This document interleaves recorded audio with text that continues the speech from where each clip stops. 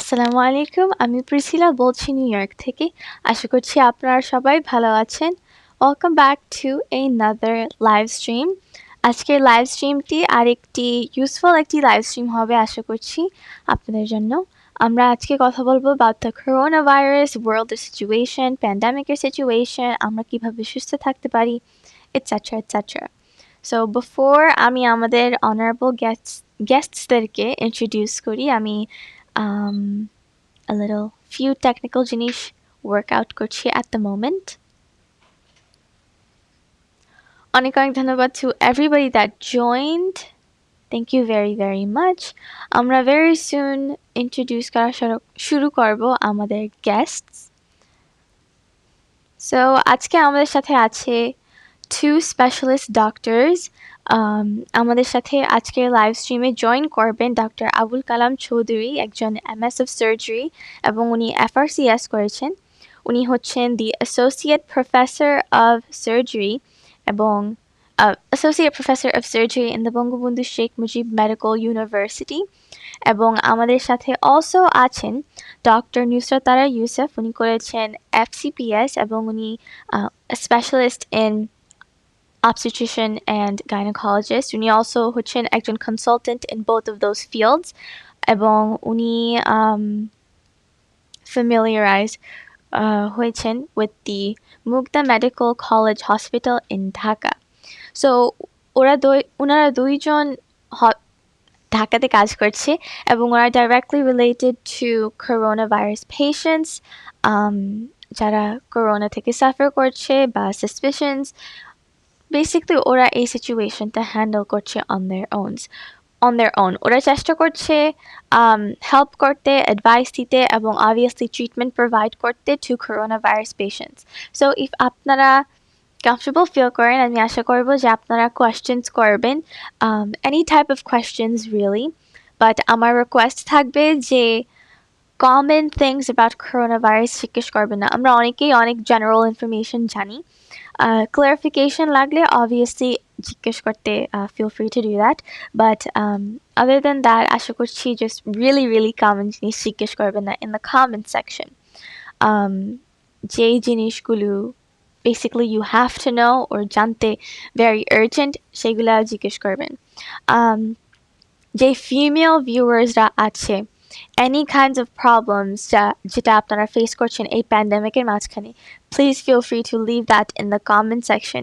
আপনি maybe pregnant এবং হসপিটালে যেতে ভয় লাগছে or comfortable feel করছেন না, বা অন্য কোনো ছোট সমস্যা আপনি maybe at the moment face করছেন.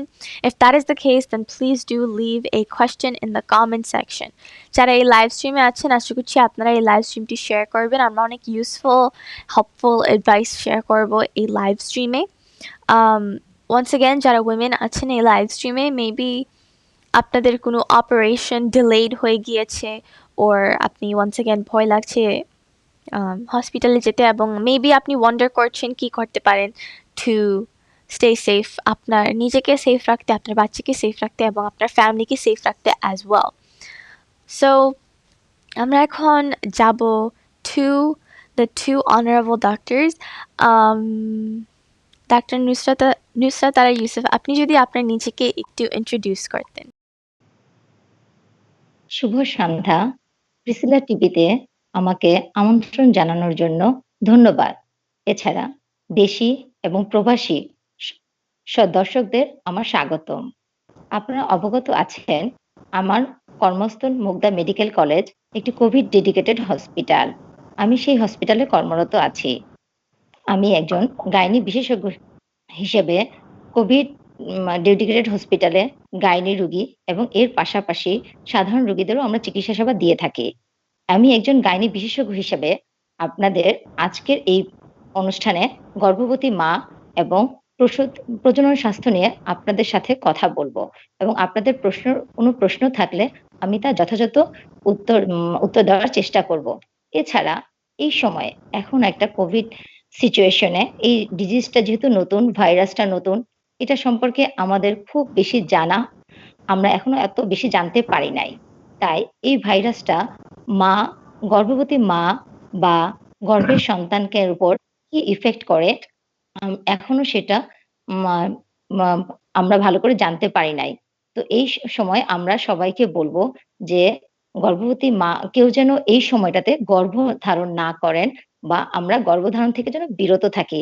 আমাদের যেমন বিভিন্ন সোসাইটি যেমন বাংলাদেশের হচ্ছে গাইনোকোলজিক অবস্টেট্রিক্যাল সোসাইটি, ওজেএসবি বা আরসিওজি বিভিন্ন সোসাইটি থেকে আমরা সবাইকেই বলতেছি বেগ করে যে নো, নো এই সময়টাতে কনসিভ করা যাবে না। যেহেতু আমরা ইফেক্টটা জানি না। ধন্যবাদ প্রিসিলা। অনেক, অনেক ধন্যবাদ আপনার নিজেকে ইন্ট্রোডিউস করার জন্য। ডাক্তার চৌধুরী, আপনি যদি আপনার নিজেকে ইন্ট্রোডিউস করতেন ভিউয়ারদের জন্য।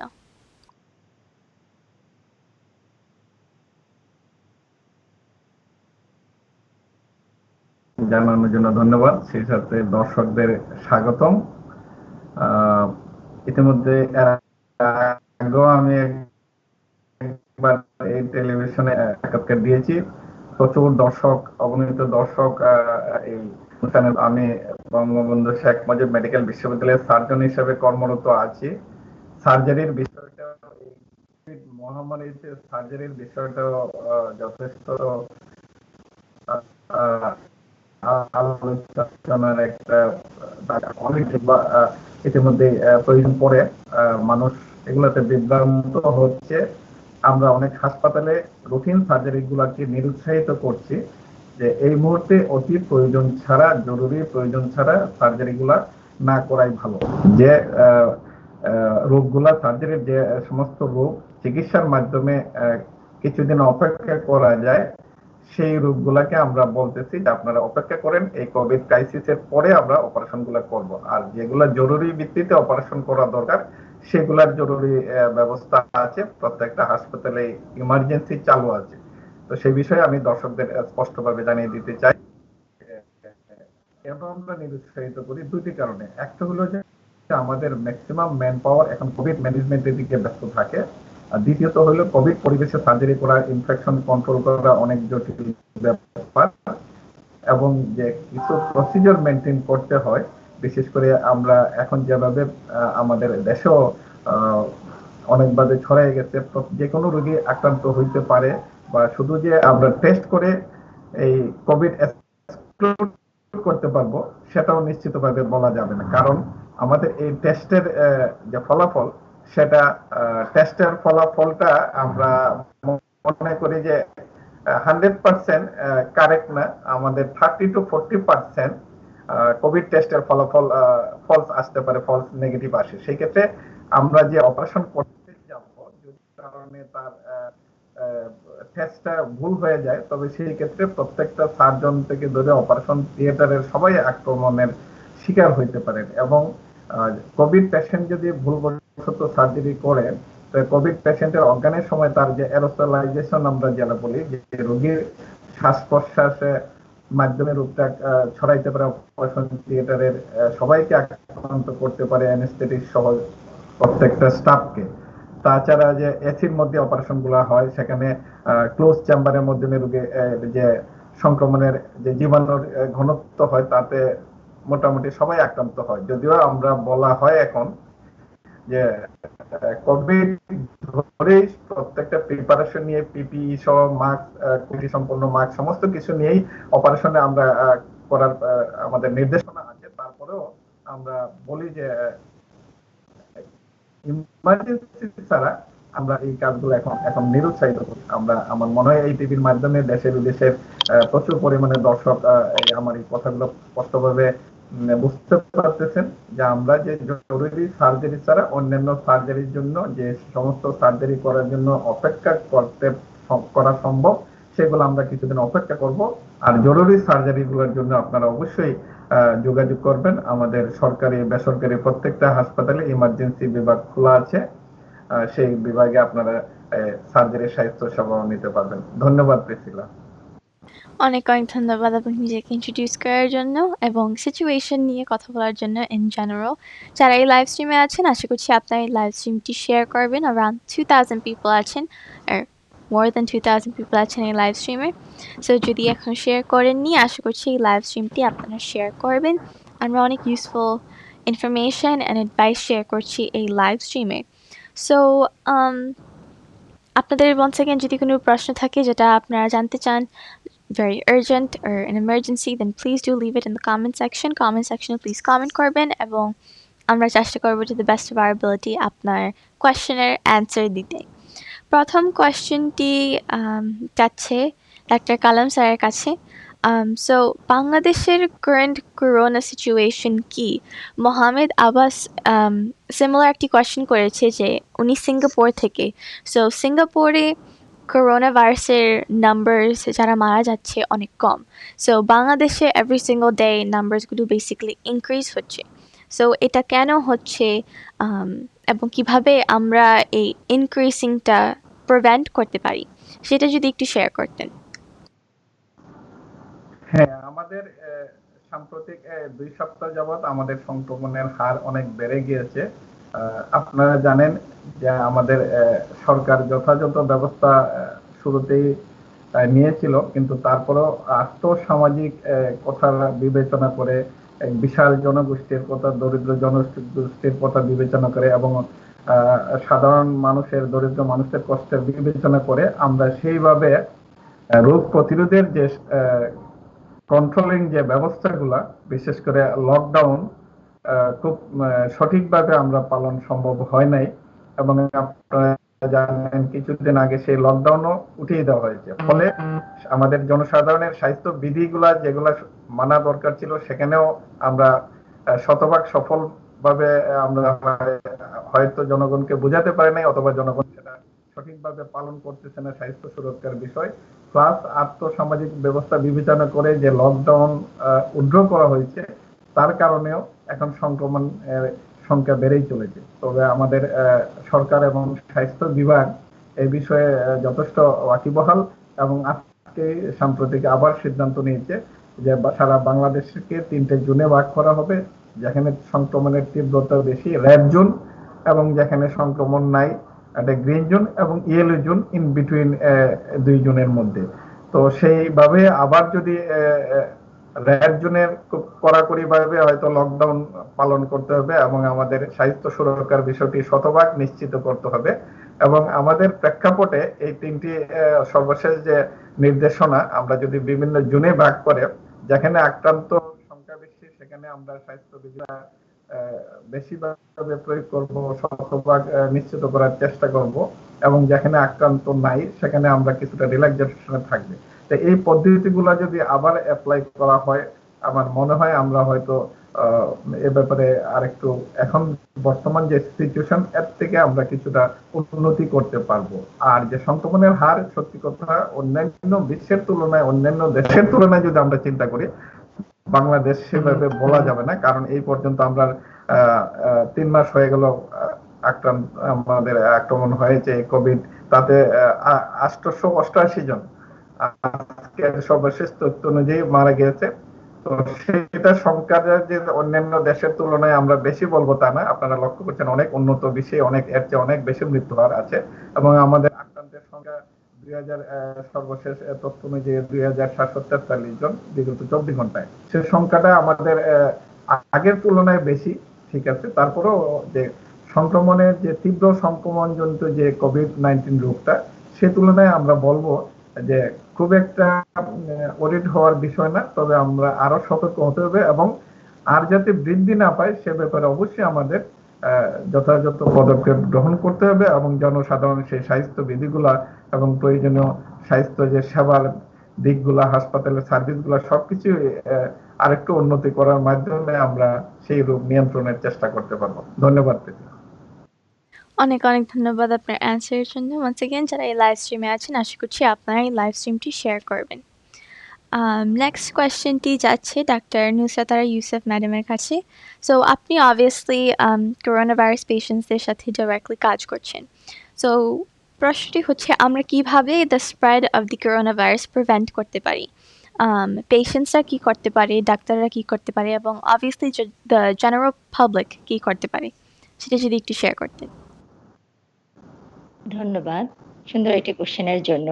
প্রথমত আমি পেশেন্টের দিক থেকে বলি, যদি পেশেন্ট আমরা যখন ওয়ার্ড রাউন্ড দেই, তখন আমি যখন সরাসরি পেশেন্টটা দেখি, তখন আমি আমার প্রোটেকশনটা ফুল পিপি, যেহেতু পেশেন্ট কোভিড অনেক কন্টাজিয়াস, জার্ম, সেজন্য ফুল প্রোটেকশন আমি নিয়ে নিই, আমার ফুল প্রোটেকশন। এবং পেশেন্টকে আমরা যেটা বলি, পেশেন্ট সবসময় মাস্ক পরে থাকবে। পেশেন্ট যদি মাস্ক পরে থাকে তাহলে তার ছড়ানোটা অনেক কম হয়, রেটটা কম হয়। তাহলে পেশেন্ট মাস্ক পরে থাকবে, সেই রুমগুলোকে আমরা পেশেন্টকে বলি যে বেডের একটা পাশে থাকার জন্য, তাহলে তার থেকে আমরা একটা ডিসট্যান্স মেইনটেইন করে আমরা পেশেন্টটাকে দেখি। ফলে পেশেন্ট থেকে আমি ডক্টর বা হেলথ ওয়ার্কাররা এফেক্টেড হওয়ার চান্স কম থাকে। আমরা প্রপার প্রোটেকশন নেই আর পেশেন্টদেরকে আমরা মাস্ক পরিয়ে রাখি। আর ফ্যান মানে এই জিনিসগুলো আমরা কম চালিয়ে রাখি, যে ফ্যানগুলো রাখলে ইস্যু হবে, ফ্যান বন্ধ। যে রুমে এসি থাকে এসি থাকবে এরকম। আর এছাড়া জনগণ বা পেশেন্টের অ্যাটেন্ডেন্স যারা, পেশেন্টদের অ্যাটেন্ডেন্সদেরও আমরা বলি মাস্ক পরে থাকতে। তাহলে পেশেন্টের থেকেও পেশেন্টের অ্যাটেন্ডেন্স ইনফেক্টেড হওয়ার চান্স কম থাকে। তাছাড়া পেশেন্টের অ্যাটেন্ডেন্সও অনেক সময় আমাদের কাছে আসে, বা আমরা অনেক কিছু পেশেন্ট সম্পর্কে ইনফরমেশন দেওয়ার জন্য পেশেন্টের অ্যাটেন্ডেন্সকে ডাকি। সেইজন্য তখন পেশেন্টের অ্যাটেন্ডেন্সও আমাদের কাছে যখন আসে তখন তারা মাস্ক পরে থাকে। এছাড়া আমরা সবসময় একটা সোশ্যাল ডিসট্যান্স যেটা বলি আমরা গাইডলাইন অনুসারে সেটা মেইনটেইন করার চেষ্টা করি। উম আর হচ্ছে আর যেটা শিষ্টাচার গুলো যেগুলো, যেমন হচ্ছে হাঁচি কাশি, এই শিষ্টাচার গুলো পেশেন্টকে বলি মেনটেন করে রাখতে। জনগণরা যারা অ্যাটেন্ডেন্স বা আদার জনগণ যারা, তারাও সেটা মেনটেন করে।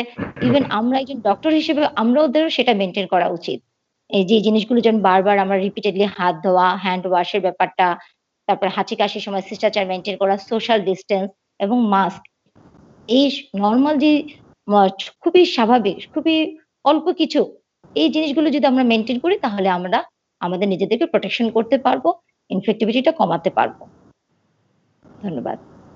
অনেক অনেক ধন্যবাদ আপনার অ্যান্সারের জন্য। once again যারা এই লাইভ স্ট্রিমে আছেন অনেক অনেক ধন্যবাদ জয়েন করার জন্য। অনেকেই নিউ করে জয়েন করেছেন, so thank you for joining. আশা করছি আপনারা এই লাইভ স্ট্রিমটি শেয়ার করবেন। নেক্সট কোয়েশ্চেনটি যাচ্ছে ডাক্তার চৌধুরীর কাছে। সাইম মাহমুদ জিজ্ঞেস করেছেন আর কমেন্ট করেছেন যে বাংলাদেশের কোভিড-19 যে ট্রিটমেন্ট আছে সেটা ভালো না, বাট দ্য জেনারেল পাবলিক আমরা সবাই জানি যে কোভিড-19 জন্য কোনো স্পেসিফিক ট্রিটমেন্ট এখনো নেই। সো আপনি যদি আপনার অপিনিয়ন শেয়ার করতেন অ্যাবাউট কোভিড-19 ট্রিটমেন্ট বাংলাদেশে। ধন্যবাদ প্রশ্নকারীকে। তবে ভালো না বিষয়টা আমি আসলে মেনে নিতে পারি না। কারণ আমরা যে বাংলাদেশের চিকিৎসা, কিন্তু বাংলাদেশ আমরা নিজেরা চিকিৎসা আবিষ্কৃত করি নাই। আমরা সারা উন্নত বিশ্বের ইউরোপিয়ান স্ট্যান্ডার্ড, ইউএসএ স্ট্যান্ডার্ড এবং আমরা এইগুলা ফলো করি। আমাদের এখানে চিকিৎসার যে ব্যবস্থা, আমরা ইন্টারন্যাশনাল স্ট্যান্ডার্ড ফলো করি। ফলে বাংলাদেশের চিকিৎসা ভালো না সেটা আসলে সরাসরি এভাবে আমি ঠিক মেনে নিতে পারছি না। তবে হ্যাঁ, ব্যবস্থাপনার কিছুটা ত্রুটি বা ব্যত্যয় আছে, সে জিনিসটা আমরা জানি। এবং চিকিৎসার যদি আমরা ধরি, যে প্রকৃত চিকিৎসা সারা ওয়ার্ল্ডে এখন পর্যন্ত ওয়ার্ল্ড হেলথ অর্গানাইজেশনও কোনো সঠিক চিকিৎসার নির্দেশনা দিতে পারে নাই। এই পর্যন্ত প্রচলিত যে চিকিৎসাগুলো আছে সেগুলো প্রত্যেকটাই সীমিত আকারে, কোনোটা গবেষণা পর্যায়ে আছে, চূড়ান্ত ভাবে এখনো কোনো চিকিৎসা গবেষণা করে নাই। ফলে বাংলাদেশের চিকিৎসা ভালো না, সেটা আসলে সঠিক এই কথাটা বা এই তথ্যটা সঠিক না।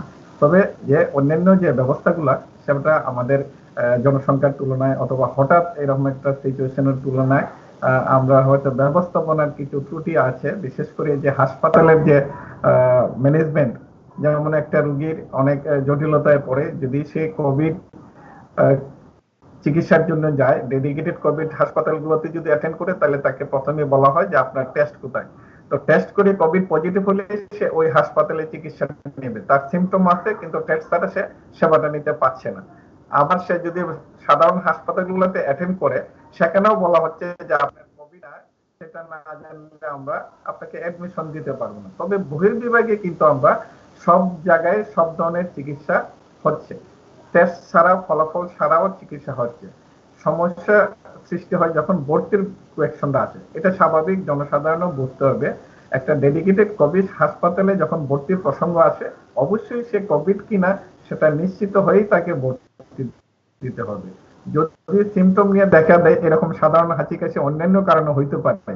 যদি আপনাদের জনগণের চাহিদা বা প্রেসারে আমরা ভর্তি হয়ে যাই কোভিড হাসপাতালে, অন্যান্য সব রোগী কোভিড, আপনার সাসপেক্টেড কোভিড, আপনার টেস্ট করেন নাই, সেক্ষেত্রে আরেক ধরনের আমি মনে করি এটা আরেক ধরনের অন্যায় হয়ে যাবে। কাজে এই জিনিসটা আমাদের বুঝতে হবে। এখন চিকিৎসার বিষয় যেটা, সর্বশেষ আমাদের দেশের যেহেতু আমাদের সীমিত চিকিৎসা ব্যবস্থা, সরকার যে সিদ্ধান্ত নিয়েছে যে প্রত্যেকটা হাসপাতালে প্রত্যেকটা রোগীর চিকিৎসার ব্যবস্থা থাকবে এবং সেখানে কোভিড যারা পজিটিভ থাকবে তারা কোভিড পর্ষণে যাবে, যারা নন কোভিড তারা সাধারণ বেডগুলোতে ভর্তি হবে, এবং যেখানে কোভিড এর সিমটম আছে কিন্তু ডিসাইডেড না, টেস্ট করে এখনো ফলাফল পাওয়া যায়নি অথবা সন্দেহজনক রোগী, তাদের জন্য একটা বলা হচ্ছে যে ইন বিটুইন আমাদের একটা জোন থাকবে, সেইখানে ওয়ার্ডে ভর্তি দিবে, তার টেস্ট করা হবে। কোভিড হলে কোভিড এর দিকে ট্রান্সফার হয়ে যাবে, নন কোভিড হলে নন কোভিডে যাবে।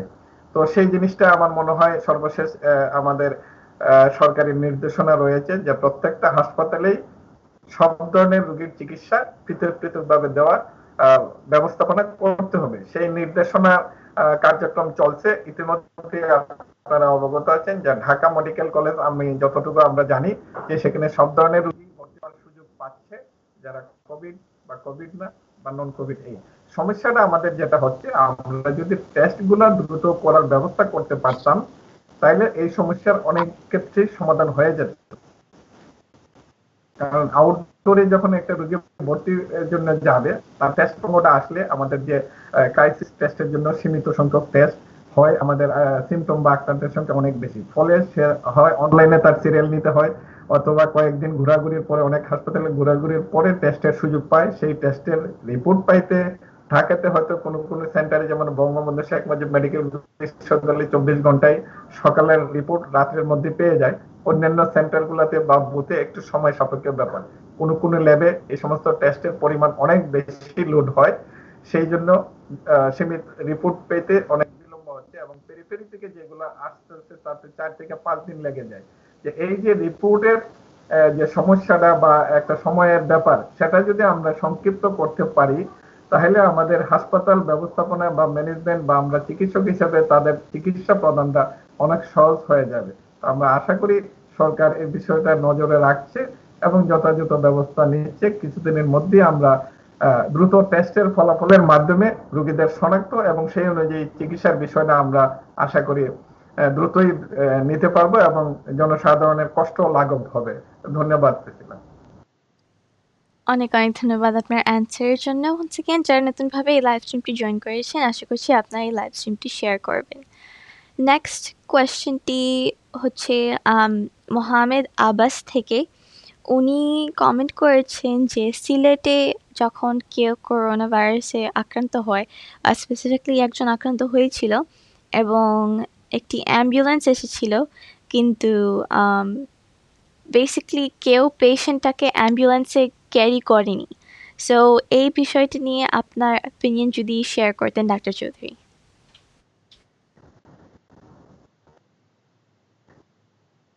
হ্যাঁ, এখন অ্যাম্বুলেন্সে কোন ধরনের অ্যাম্বুলেন্সের দেখি নাই। অ্যাম্বুলেন্সের বিষয়টা থাকে এতে আমাদের সরকারি ব্যবস্থাপনায় কিছু সংখ্যক অ্যাম্বুলেন্স আছে, এবং অন্যান্য প্রাইভেট বিষয়গুলা কেউ ক্যারি করবে কি না করবে তাকে বাধ্য করার মতো ব্যবস্থা নাই। তবে আমার মনে হয় সরকারি হাসপাতালে না করার কথা না, তারা অনেক আমাদের 999-এ ফোন করে রাষ্ট্রীয়ভাবেও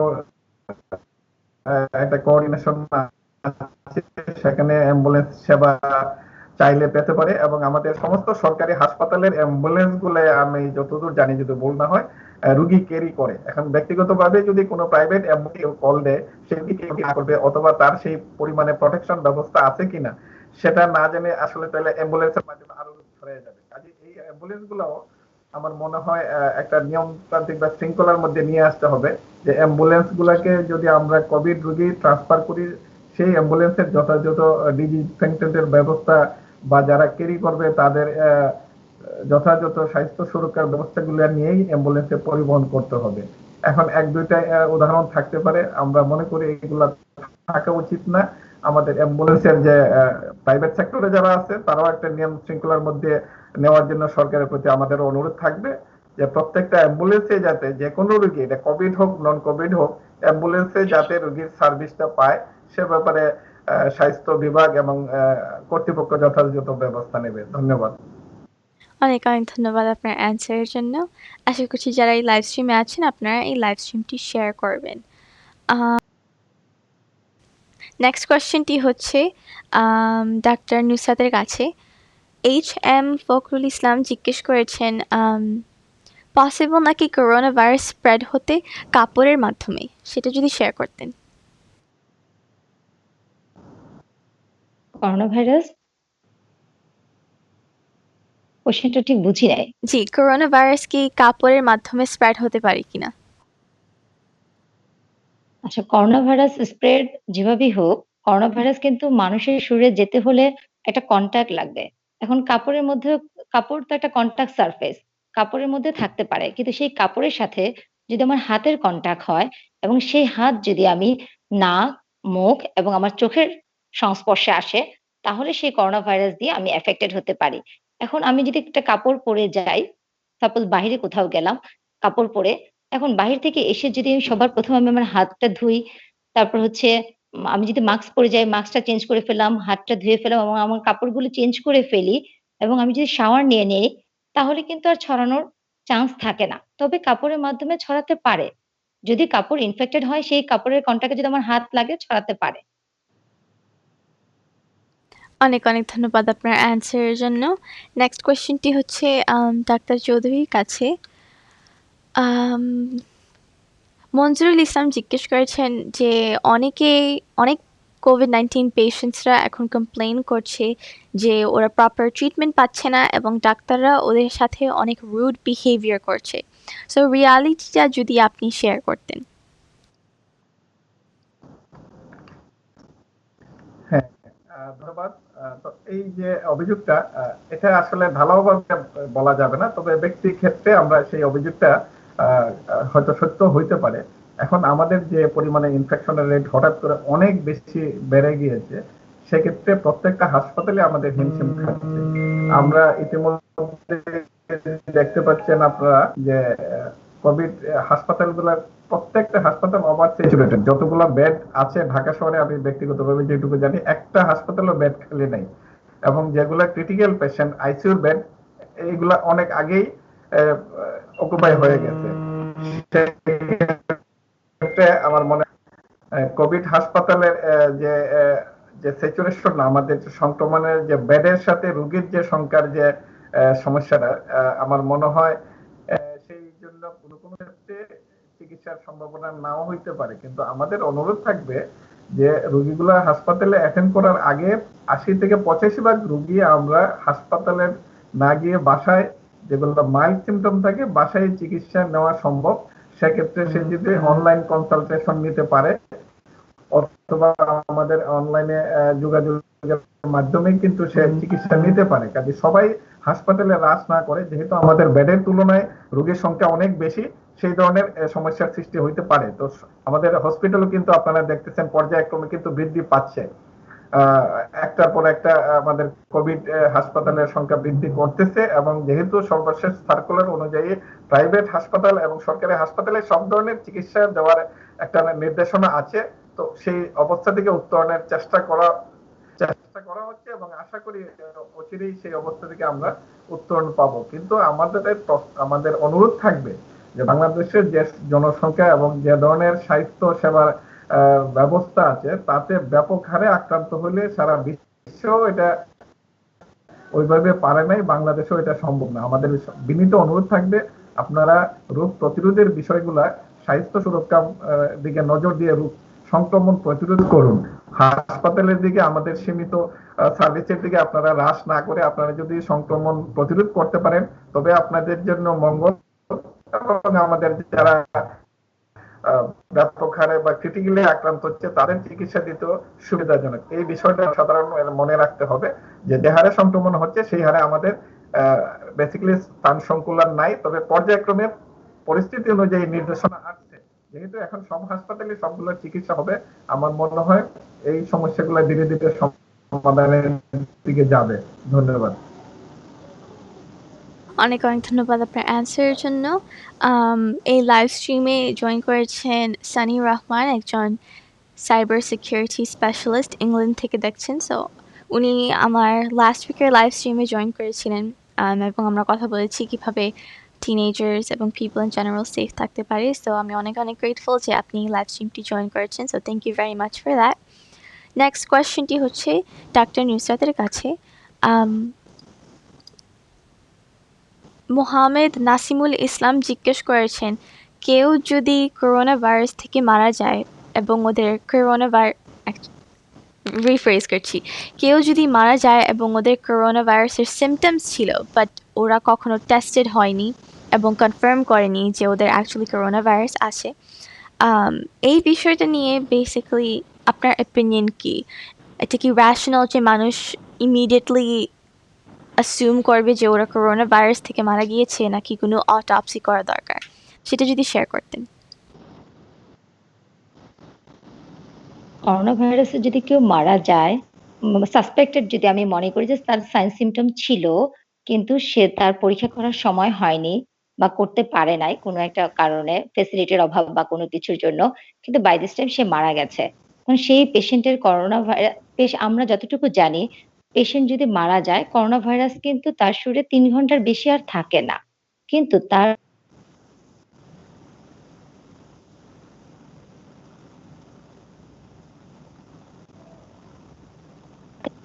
অনুসারে আমরা যখন আমাদের পেশেন্টের সৎকার করি, তখন তাকে যে ধর্মীয়ভাবে নিয়ম নীতি মেনে করা হয়, সেখানে কিন্তু কোনো সমস্যা নাই।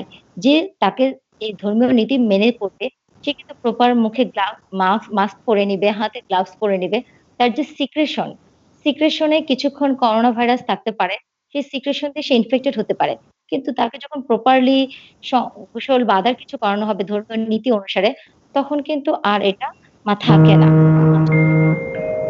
অটোপসির মনে হয় প্রয়োজন নেই। তারপর কিছু ডেড বডি থেকে অনেক সময় যদি এরকম সাসপেক্ট করে যে করোনা ভাইরাস ছিল কিনা, স্যাম্পল তো যদি খুব আর্লি নিতে পারে তাহলে হবে। কিন্তু পরে ৩ ঘন্টার পরে তো আর থাকবে না করোনা ভাইরাস। তাহলে সেখানে আর ডায়াগনোসিস করার কোনো সুযোগ নেই যে সে করোনা ভাইরাস ছিল কিনা।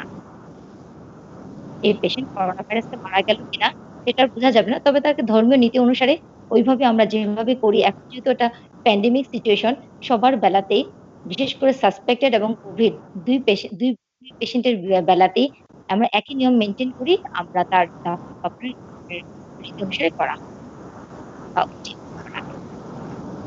অনেক অনেক ধন্যবাদ আপনার অ্যান্সারের জন্য। ওয়ান্স অ্যাগেন যারা এই লাইভ স্ট্রিমে আছেন, আশা করছি আপনার এই লাইভ স্ট্রিমটি শেয়ার করবেন। মোহাম্মদ আব্বাস কমেন্ট করেছেন যে ডাক্তাররা ফেল করছে ডেথস মিনিমাইজ করতে ফ্রম কোভিড-19, এবং উনি বলেছেন যে উনি বিলিভ করেন যে বাংলাদেশি ডাক্তাররা যদি সিঙ্গাপুরের ডাক্তারদেরকে ফলো করে তাহলে কোভিড-19-এর ডেথস মিনিমাইজ করা পসিবল। সো ডাক্তার চৌধুরী, এই অপিনিয়নটা নিয়ে আপনার অপিনিয়ন যদি শেয়ার করতেন। সিঙ্গাপুরের সিঙ্গাপুরের অভিজ্ঞতা আর বাংলাদেশের অভিজ্ঞতা, অ্যাকচুয়ালি ডাক্তারের যে চিকিৎসা, মেডিকেল এডুকেশনে খুব একটা পার্থক্য আছে সেটা বলবো না, কিন্তু প্রয়োগের ক্ষেত্রে, ব্যবস্থার ক্ষেত্রে চিকিৎসা শুধু যে ডাক্তার মাধ্যমে উন্নতি করা যাবে তা না, একটা সমন্বিত ব্যবস্থা। হাসপাতাল সম্পূর্ণ ভিন্ন জিনিস। বাংলাদেশ ফ্যাসিলিটির সুযোগ সুবিধা সমস্ত কিছু বেশি, এবং আপনারা দেখবেন যে সিঙ্গাপুরের যে মানুষের যে আচার আচরণ, যে নির্দেশনা, সেগুলো মানার বিষয়টাও শুধু যে হাসপাতালে ডিফারেন্স তা না, সেখানে জনসাধারণ অনেক অনেক সচেতন। সেই বাংলাদেশে যদি জনগণ সচেতন হয় এবং আমরা স্বাস্থ্য সেবা হাসপাতাল সার্ভিস গুলো যদি আরেকটু করতে পারি, তাহলে সিঙ্গাপুর বাংলাদেশ একসময় পর্যায়ক্রমে উন্নত। হঠাৎ করে যদি দ্বিধা করে, আসলে না, আমাদের জনসংখ্যা 18 কোটি আর সিঙ্গাপুরের জনসংখ্যা অনেক অনেক কম বাংলাদেশের তুলনায়। ফলে দুইটা স্বাস্থ্য সেবা কম্পেয়ার করাটা খুব একটা যৌক্তিক বলে মনে করি না। তবে চিকিৎসার যে পদ্ধতি, মূল যে চিকিৎসা, সিঙ্গাপুর বাংলাদেশের চিকিৎসক যে এডুকেশন, যেটা আমি মনে করি এটা খুব একটা পার্থক্য না। ডেফিনেটলি সিঙ্গাপুর একটু বেটার পজিশনে থাকবে। তো সিঙ্গাপুরের চিকিৎসার আশা করতে গেলে আমাদের আরেকটু অপেক্ষা করতে হবে, একটা দীর্ঘমেয়াদী পলিসি করতে হবে, চিকিৎসা স্বাস্থ্য ব্যবস্থা, সেই সাথে জনসাধারণেরও কিন্তু সেই স্বাস্থ্য বিধি সহ অন্যান্য জিনিসগুলা মেনে চলতে হবে। আপনারা দেখছেন যে আমাদের এই অবস্থা, আমরা যদি করোনার বিষয়টা নিয়ে প্রথম দিকে আমরা যদি দেখি কিছু নির্দেশনা যেখানে বলা হয়েছে জনসমাবেশ কম, সেখানে লক্ষ লক্ষ লোকের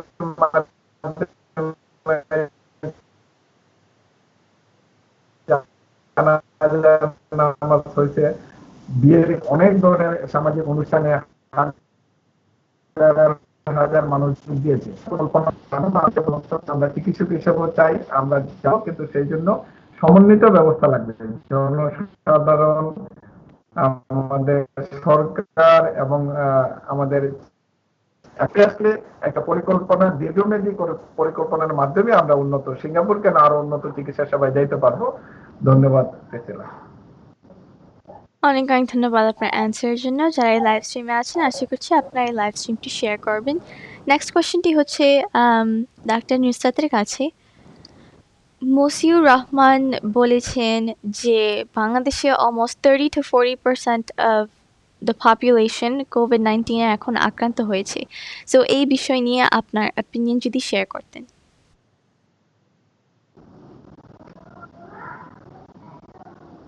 আমাদের বাংলাদেশ অনেক ধন্যবাদ কোশ্চেনের জন্য। আমাদের বাংলাদেশ অনেক জনবহুল দেশ। এখন এখানে আমাদের কিন্তু রিসোর্স কম। আর হচ্ছে আমাদের স্বাস্থ্যবিধির যে জ্ঞানটুকু, সেটুকু আমরা যদি প্রপারলি সবাই মেইনটেইন করি, সবাই মানি, তাহলে কিন্তু ইনফেকশনের চান্সটা কম হবে। তবে আমাদের দেশের এখন পর্যন্ত যেই পপুলেশন আমাদের দেশ, আমাদের দেশে এই ডিজিজটা আসছে হচ্ছে ৮ই মার্চ। তার থেকে এখন পর্যন্ত কিন্তু খুব বেশি বলা যাবে না। তবে ইদানিং একটু রেটটা বেড়েছে। তবে যেহেতু এর আগে ডাক্তার কালাম বলেছে যে আমাদের লকডাউনটা কিন্তু আমরা ১ম দিকে আর্লি দেওয়া হয়েছিল। কিন্তু শেষের দিকে যেহেতু আমরা একটু লকডাউনটা শিথিল করা হয়েছিল সীমিত আকারে, তখন হচ্ছে যে কিছুটা ইনফেক্টিভিটি বেড়ে গিয়েছে। আমরা যদি প্রপারলি আবার লকডাউনটা মেইনটেইন করি এবং আমরা যদি স্বাস্থ্যবিধিগুলো মেনে চলি, তাহলে এটা আমরা ইনফেক্টিভিটিটা কমাতে পারবো। আমাদের ইনফেকশনের চান্সটা কম হবে। আমরা এটা থেকে সুরক্ষা পাবো। আমি মনে করি যে আমরা সেটা পারবো। যদি আমরা সবাই প্রত্যেকে নিজে, নিজে আমরা যদি স্বাস্থ্য বিধিগুলো মেইনটেইন করি। যে আমি যদি ডাক্তারের উপর নির্ভর করি তাহলে হবে না। এই যে এটা কিন্তু খুবই সিম্পল জিনিস যে আমরা কি সবাই মাস্ক পরবো। সেটা আমি দেশি বা প্রবাসী সবার জন্যই বলছি। খুবই সিম্পল জিনিস, খুবই সাধারণ জিনিস, খুবই ২-৩ টা বিষয় যে আমি সার্জিক্যাল মাস্ক পরবো, যেকোনো মাস্ক। সবাই সার্জিক্যাল মাস্ক পরবে তা না, হেলথ ওয়ার্কাররা পরবে। আমরা মাস্ক পরবো, আমাদের হচ্ছে সোশ্যাল ডিসট্যান্সটা মেইনটেইন করব। আর আমরা যদি মনে করি যে আমার হাতটা কন্টামিনেটেড হয়ে গেছে বা আমার হাতটাতে জার্ম লাগার সম্ভাবনা আছে, তাহলে আমি ফ্রিকোয়েন্টলি হাতটা ধুইবো।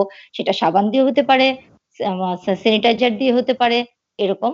এবং আমি যদি বাহিরে যাই, তাহলে সেখানে সোশ্যাল ডিসট্যান্স মেইনটেইন করব। আমি হচ্ছে হাঁচি কাশির সময় শিষ্টাচারটা মেইনটেইন করব। মুখে মাস্ক পরবো। এভাবে করে আমি আমার দৈনন্দিন কাজকর্ম করতে পারবো। দেন যখন আমি বাসায় ফিরবো, তখন আমি আমার মাস্ক এবং হচ্ছে আমার হাতে যদি আমি গ্লাভস পরি, সেটা আমি একটা পলিথিনে ভরে একটা ডাস্টবিনে ফেলে দিব, বদ্ধ ডাস্টবিনে। এবং আমি হচ্ছে ঘরে ঢুকে যেটা ফার্স্ট করবো, আমার হাত দুটা ধুয়ে নিবো, শাওয়ার নিয়ে নিবো। তাহলে আমি মনে করি যে এইভাবে যদি আমরা প্রত্যেকে আমাদের দৈনন্দিন কাজগুলো মেইনটেইন করি, তাহলে আমরা আমাদের নিজেদেরকে সুরক্ষা করতে পারবো। আচ্ছা, এই বিষয়ে ডক্টর নুসরাতের সাথে আমি আরেকটু যুক্ত করতে চাই।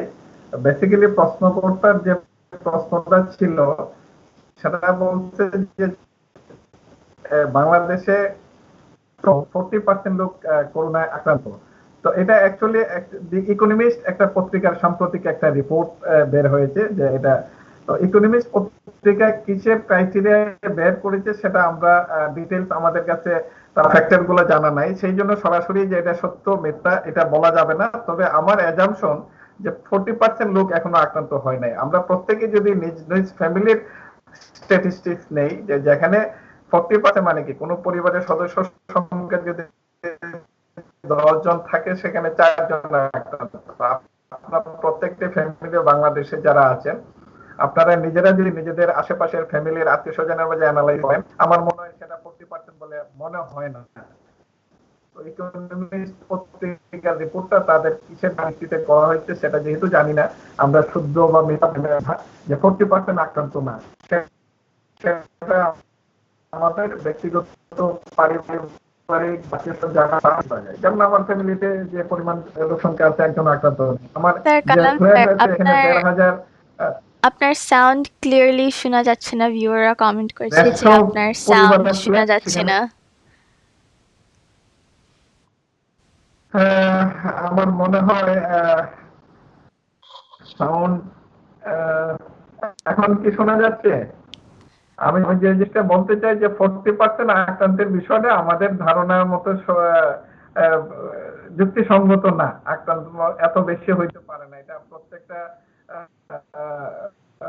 ফ্যামিলি মেম্বার, প্রত্যেক জেলার যদি অ্যানালাইসিস করে তারপরে সেটা বুঝতে পারবে যে এত আক্রান্ত নাই। ধন্যবাদ। অনেক অনেক ধন্যবাদ আপনার অ্যান্সারের জন্য। ওয়ান্স অ্যাগেন যারা এই লাইভ স্ট্রিমে আছেন, আশা করছি আপনারা এই লাইভ স্ট্রিমটি শেয়ার করবেন। আমরা যাচ্ছি এখন টু দ্য নেক্সট কোয়েশ্চেন। প্রথম আমি একটা কমেন্ট পড়ছি। এমডি মাসুদ কমেন্ট করেছেন যে উনি সিঙ্গাপুরে থাকেন এবং যারা বাংলাদেশিরা আছে সিঙ্গাপুরে ওরা ফ্রি ট্রিটমেন্ট পাচ্ছে। সো আমি সিঙ্গাপুরের গভর্নমেন্টকে থ্যাঙ্কস দিতে জানাই যে আমাদের ফেলো ব্রাদার্স অ্যান্ড সিস্টার্সকে হেল্প করার জন্য। নেক্সট কোয়েশ্চেনটি হচ্ছে ডাক্তার কালাম স্যারের কাছে। কোয়েশ্চেন হচ্ছে, বাংলাদেশে হাউ মেনি ডাক্তাররা ইনফেক্টেড হয়েছে কোভিড-19-এ এবং কেন এত ডাক্তার ইনফেক্টেড হয়েছে? এটা কি পিপিএর লেস সাপ্লাইয়ের জন্য, মাস্কের সাপ্লাইয়ের জন্য, নাকি প্রপার ট্রেনিংয়ের ল্যাকের জন্য? সেটা যদি শেয়ার করতেন। ধন্যবাদ প্রিসিলা, এটা অত্যন্ত একটা গুরুত্বপূর্ণ প্রশ্ন এবং জনসাধারণের অনেক জিজ্ঞাসা যে কেন এত আক্রান্ত হচ্ছে। এই বিষয়ে আমি একটু বিস্তারিত বলতে চাই যে ইতিমধ্যে আপনারা জেনেছেন যে বাংলাদেশের একদম স্বনামধন্য সিনিয়র চিকিৎসক থেকে জুনিয়র চিকিৎসক প্রায় ২৪-২৫ জন চিকিৎসক ইতিমধ্যে মৃত্যুবরণ করেছেন। আমি তাদের আত্মার মাগফিরাত কামনা করি এবং আক্রান্তের সংখ্যা ডাক্তারদের যেভাবে হচ্ছে, এটা পিপি এর যে একটা ফ্যাক্টর আছে এবং এটা যে ডাক্তাররা পিপি ঠিক মতো পরা বা খোলার বিষয়ে যে একমাত্র বিষয় তা না, কারণ এখানে ব্যবস্থাপনারও একটা বিষয় আছে, ক্লিনিং এর বিষয় আছে। এন্টায়ার সিস্টেমটা যদি ডেভেলপ না হয়, শুধু ডাক্তাররা পিপি পড়লো, তার যে খোলার জায়গা ব্যবস্থাপনা, তাদের যে যে জায়গায় থেকে ডিউটি করবে সেই জায়গাগুলো যদি ডিসইনফেক্টেড না থাকে, হোটেলের কেরিং যে হয়, মানে প্রত্যেকটা chain of command, chain of communication যদি আমরা ডিসইনফেক্টেড না করতে পারি, তাহলে ডাক্তাররা অ্যাকচুয়ালি নিজেরা শুধু পিপি পরে সুরক্ষিত থাকতে পারবে না। এইগুলো একটা বিষয়।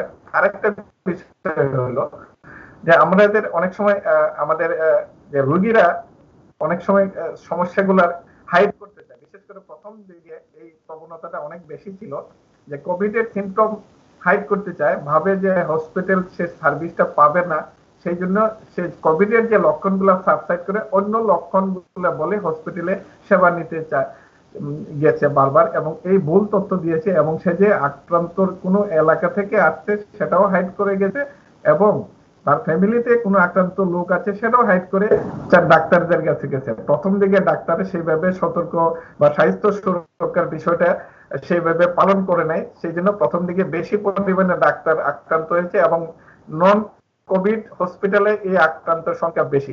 এখনো আক্রান্ত হচ্ছে, কোভিড হাসপাতালে হচ্ছে, নন কোভিডে হচ্ছে, তবে আমরা তুলনামূলক নন কোভিড হাসপাতালগুলোতেই বেশি হচ্ছে, কারণ এখানে ডাক্তার রোগীরা তাদের হিস্ট্রিটা হাইড করার কারণে অনেক ক্ষেত্রে হয়ে যাচ্ছে। আর যে কোভিড হাসপাতালে যে আক্রান্ত হচ্ছে সেটা আমাদের আর একটু চিন্তা ভাবনা করতে হবে। আমাদের যে পরিমাণে রোস্টার করা হয়, কোনো কোনো হাসপাতাল কোভিড হাসপাতালে 3টে শিফট যদি করে তাহলে নাইটের শিফটে 12 ঘন্টার মধ্যে পর্যন্ত ডিউটি করতে হয়। তো 12 ঘন্টা পিপি পরিধান করে একটা মানুষ তার পিপির মধ্যে থাকে এবং সেটা সম্পূর্ণ সুরক্ষা, 12 ঘন্টা ড্রেস পরে অনেক প্রয়োজনীয় কাজকর্ম করতে হয় নিজেদেরও, অনেক সময় ওয়াশরুমে যেতে হয়, আনড্রেস হইতে আবার ড্রেস করতে হয়। এই যে একটা দীর্ঘ সময় ডাক্তারদের ডিউটিতে রাখা হয়, সে ব্যাপারটা আমার মনে হয় যারা স্থানীয় যারা ম্যানেজমেন্টে আছেন সেই জিনিসগুলো দেখতে হবে এবং পিপি পরিধানের বিষয়টা যে ওয়েটিং রুম থাকবে এবং ডিউটির পরে কোন জায়গায় অফ হবে সেগুলা ক্লোজ চেম্বারে ডিসপোজাল হচ্ছে কিনা, প্রত্যেকটা বিষয় কিন্তু আমাদের ব্যবস্থা নিতে হবে। সেখানে কোনো একটা চেইনে যদি নেগলিজেন্সি থাকে সেই ক্ষেত্রে ডাক্তার সহ অন্যান্য স্বাস্থ্য কর্মীরা আক্রান্ত হতে পারে। তো এখানে যারা জনসাধারণ অনেক ক্ষেত্রে ভাবতেছে যে কেন আমাদের ডাক্তাররা এত আক্রান্ত হচ্ছে, তারা কি সুরক্ষার বিষয়টা উপেক্ষিত করছে অথবা কোনো ভুল হচ্ছে। তো আমার মনে হয় আমি ইতিমধ্যে যে ব্যাখ্যা প্রদান করেছি সেটা শুধু ডাক্তারদের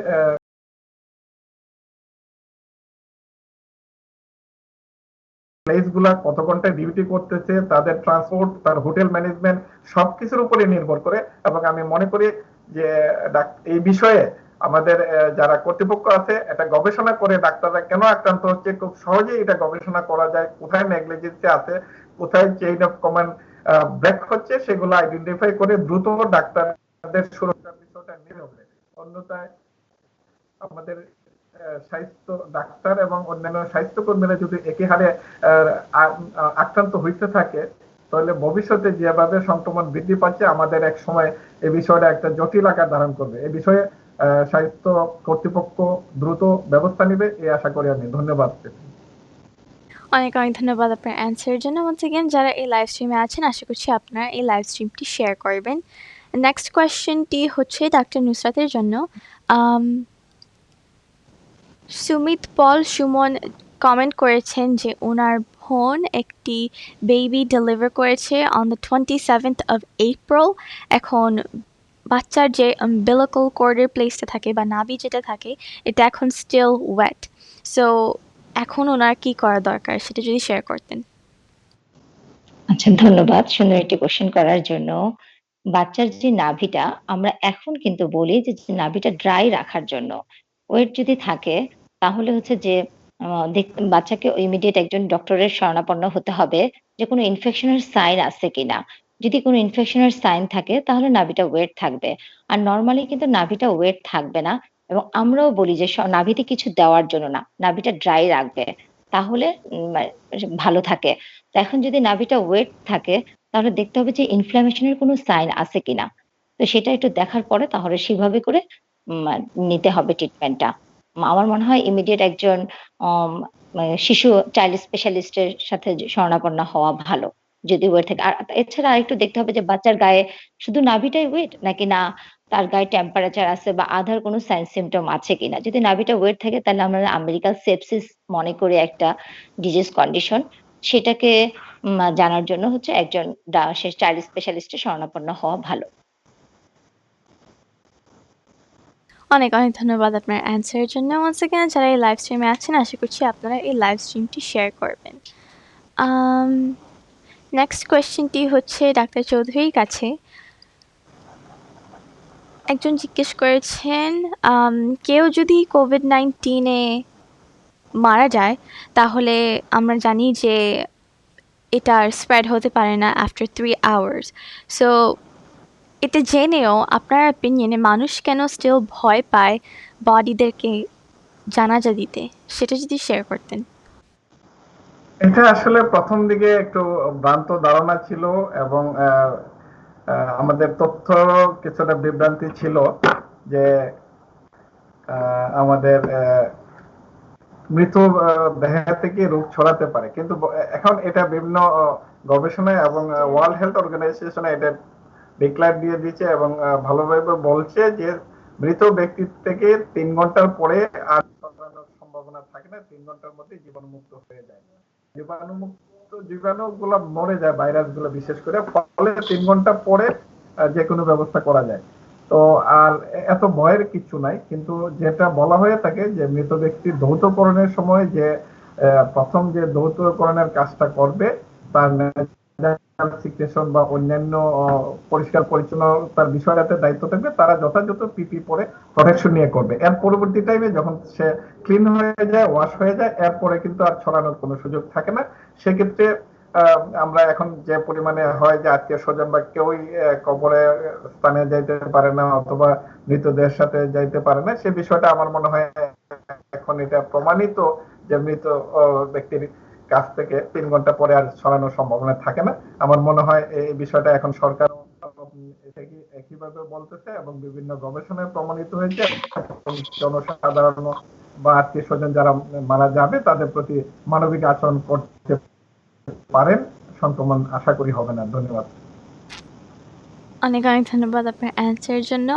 থ্যাংক ইউ। সো এভরিবডি যারা জয়েন করেছেন, আশা করছি আপনারা এই লাইভ স্ট্রিমটি শেয়ার করবেন। নেক্সট কোয়েশ্চেনটি হচ্ছে ডাক্তার নুসরাতের কাছে।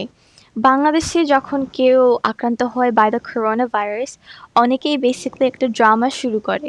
আম, ওদের ঘর লকডাউন করে, পুলিশকে রিপোর্ট করে, পুলিশ তখন যায় অ্যাম্বুলেন্সের সাথে, অ্যান্ড বেসিক্যালি ওদের অ্যাগেন্সে ডিসক্রিমিনেট করা হয়। তখন যেটা হচ্ছে, আম, যারা করোনা ভাইরাসে স্টিল আক্রান্ত, ওরা স্টিল বাইরে যাচ্ছে, ওদের বন্ধুদের সাথে, ফ্যামিলির সাথে কথা বলছে, কমিউনিটিদের সাথে কমিউনিকেট করছে। সো আপনার কি মনে করে আপনি কি মনে করেন, আমরা কি করোনা ভাইরাসটা আরও ইন ডেপথ এক্সপ্লেইন করতে হবে, কোয়ারেন্টাইন ভালোভাবে এক্সপ্লেইন করতে হবে? বিকজ অবভিয়াসলি এই ডিসক্রিমিনেশন এবং এই হেটটা ডেঞ্জারাস এবং রং অ্যাজ ওয়েল। সো আপনার অপিনিয়নটা যদি শেয়ার করতেন।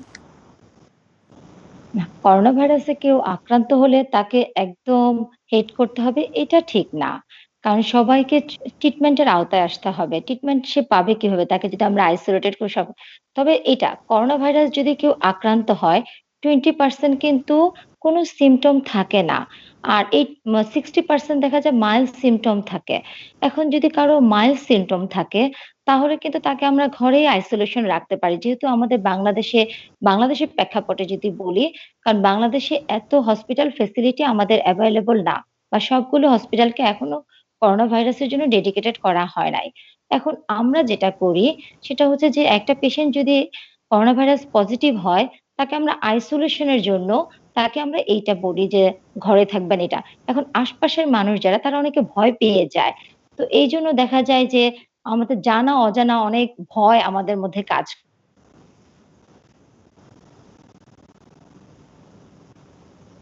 হয়। আমরা করতে শুরু করে দিই। কিন্তু এটা আসলে ঠিক না।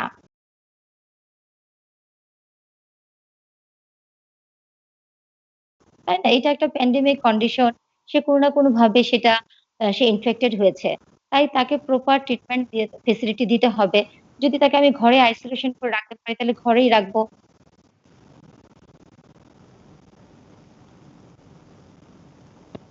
কিন্তু এটা করা যাবে না। তাহলে তার হচ্ছে কি আমাদের সবার এখানে সাইকোলজিক্যাল সাপোর্টটা অনেক বেশি প্রয়োজন। তাহলে আমার বডির ইমিউনিটি ঠিক থাকে। তাকে সাইকোলজিক্যাল সাপোর্টটা লাগবে। হিট করা যাবে না। আর হচ্ছে যে এই তো আর হচ্ছে সবাইকে মানে যেহেতু অনেক বেশি কন্টাজিয়াস, ১ম দিকে এরকম করা হতো যে তাকে আইসোলেশন করে রাখা হতো। সবাইকে অ্যাওয়ারনেস এর জন্য সবাইকে ফ্ল্যাগ টাঙানো বা এসব করা হতো। কিন্তু এটা কিন্তু এখন অনেকটাই শিথিল। এখন সবাই আমরা একটু অ্যাডাপ্টেশন হয়ে আসছে এটা থেকে। তাই আমরা হচ্ছে এখন আর অতটা কিন্তু দেখা যাচ্ছে না। এখন সবাই এটাকে স্বাভাবিক ভাবে নিচ্ছে। আমরা নিজেরাই যদি কেউ কোভিড পজিটিভ হচ্ছে, সে নিজেই নিজের থেকে আইসোলেশন হয়ে থাকছে, যাতে এটা অন্যদের মধ্যে স্প্রেড না হয়। আগের এটা কিন্তু অনেকখানি শিথিল হয়ে আসছে বা কমে আসছে যে তাকে হেট করতে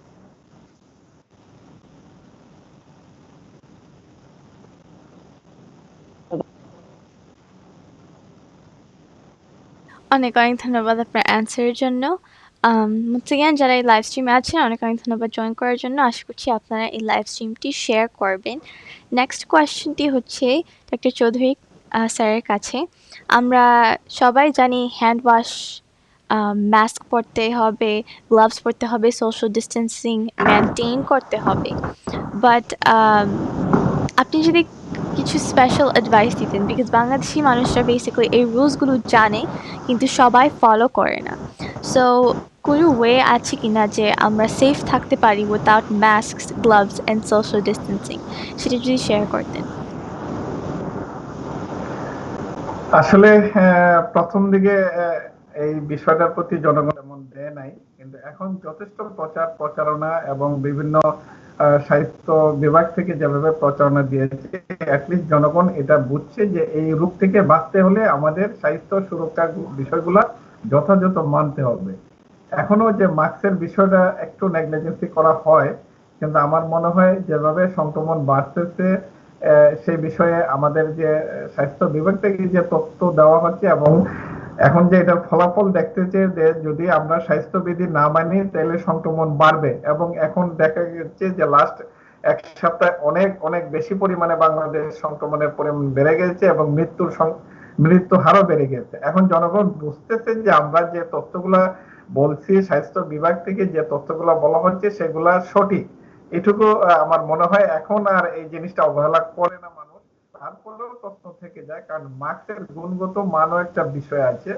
সাধারণ কাপড়ের মাস্ক, গার্মেন্টস এর অর্ডিনারি মাস্ক, অনেকে নিজে বানিয়ে মাস্ক পরে, এইগুলো দিলে হবে না। মাস্ক অ্যাটলিস্ট আমাদের হয় সার্জিক্যাল মাস্ক কিনতে হবে ন্যূনতম, যেগুলা খুব এখনো খুব বেশি প্রাইস না, 10 টাকা বা 15 টাকার মধ্যে পাওয়া যায়, বা এর চেয়ে কমও আছে, আর কোনো কোনো ক্ষেত্রে একটু বেশি হয়। আর কাপড়ের মাস্ক গুলা যদি পড়তে হয়, যারা এটা কাপড়ের কোয়ালিটি সহ একটা নির্দেশনা আছে, 3 লেয়ারের মাস্ক বারবার ধৌত করে যদি সাধারণ সদস্যরা বা যারা একটু আর্থিকভাবে সংকটে থাকবেন মাস্কের বিষয়টাতে, তারা কাপড় ভালো কোয়ালিটির কাপড় দিয়ে বানাইতে পারবেন 3 লেয়ারের মাধ্যমে, এবং এটা ধৌত করে হয়তো রিইউজ বারবার ব্যবহারও করতে পারবেন। কিন্তু মাস্কের একটা হলো গুণগত মান আমাদের নিশ্চিত করতে হবে, আরেকটা হলো মাস্কটা অবশ্যই ব্যবহার করতে হবে, বিশেষ করে যেহেতু এখন ল্যাবটা অফ করে ফেলছে। এবং আপনারা দেখছেন যে বিভিন্ন গবেষণায় বলা হয় যে যদি রোগী মাস্ক পরে এবং এবং একজন সাধারণ মানুষও যদি মাস্ক পরে এবং দুইজন যদি কন্ট্যাক্টে আসে, তাহলে ইনফেকশনের রেট অনেক অনেক কমে যায়, 1 থেকে 1.5%, 2% হয়। আর যদি শুধু রোগী মাস্ক পরে আর একজন সাধারণ মানুষ মাস্ক না পরে, সেক্ষেত্রেও সংক্রমণের হার অনেক বেশি। এবং যদি রোগী মাস্ক না পরে এবং না সাধারণ পড়ে। মানুষ মাস্ক পরে, তাতেও সংক্রমণের হার অনেক বেশি। তো সেক্ষেত্রে আমার মনে হয় এটা গবেষণা করে প্রমাণিত যে দুইজনেই রোগী এবং যারা রোগী না, দুইজনেই যদি মাস্ক পরে, তাহলে সংক্রমণের হার অনেক অনেক কমে যায়, ইভেন বলা হয় 1 থেকে 1.5%। তো মাস্কের বিষয়টা অবশ্যই মানতে হবে, যেহেতু লকডাউন সঙ্গত কারণেই আমাদের অনেক ক্ষেত্রে শিথিল করা হয়েছে, অফিস আদালত করতেছে, অনেকে অনেক জায়গায় ব্যবসা বাণিজ্য সহ অনেক কিছু করা লাগতেছে। মাস্কের পরা ছাড়া এখন আর কোনো বিকল্প নাই। আমাদের হ্যান্ড স্যানিটাইজার, মাস্ক এবং সামাজিক দূরত্ব, এই 3টি জিনিসের প্রতি আমাদের অবশ্যই গুরুত্ব দিতে হবে। এখন আমরা যদি আমাদের কেউ যদি আত্মীয় স্বজন লোক মারা যায়, তখন এইগুলো আমরা বিশ্বাস করবো, এর আগ পর্যন্ত কিছু না, এই ভাবটা থেকে আমাদের জনসাধারণ উঠে আসতে হবে, এবং যা ঘটতেছে যা হচ্ছে সেগুলোর প্রতি বিশ্বাস রাখতে হবে। এবং স্বাস্থ্য বিভাগ থেকে এবং চিকিৎসকরা যে পরামর্শ দিচ্ছে, প্রতিদিন দেখতেছেন এখন বিভিন্ন ধরনের সেমিনার, সিম্পোজিয়াম বলা হচ্ছে, কথা কিন্তু খুব বেশি না। আমি যদি মাস্ক পরে খুব বেনিফিট নাও হয় একজন, তাতে তো তার ক্ষতির কিছু নাই। এই জিনিসটা মানতেই হবে। জনসাধারণকে আমার বিশেষ অনুরোধ থাকবে যে আপনার মাস্কের বিষয়টা গুরুত্ব সহকারে বিবেচনা করে